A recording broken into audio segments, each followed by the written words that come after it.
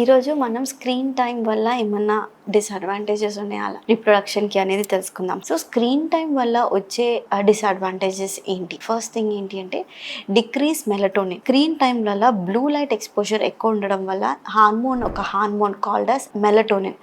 Melatonin నార్మల్గా ఏం చేస్తుంది అంటే స్లీప్ ప్యాటర్న్ ని రెగ్యులేట్ చేస్తుంది అనమాట.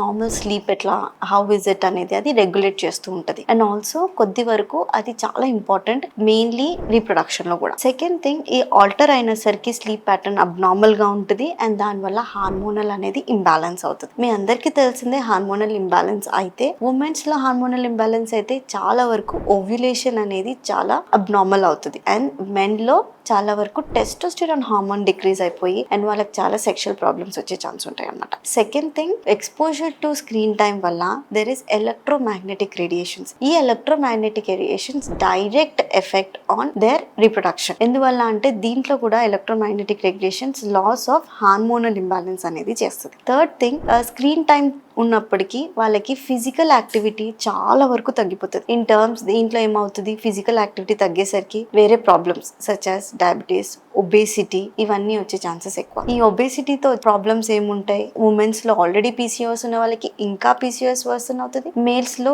ఒబేసిటీ వల్ల డిక్రీజ్ లిపిడో అంటే సెక్షువల్ డిజైర్ తగ్గిపోయే ఛాన్స్ ఉంటుంది అనమాట.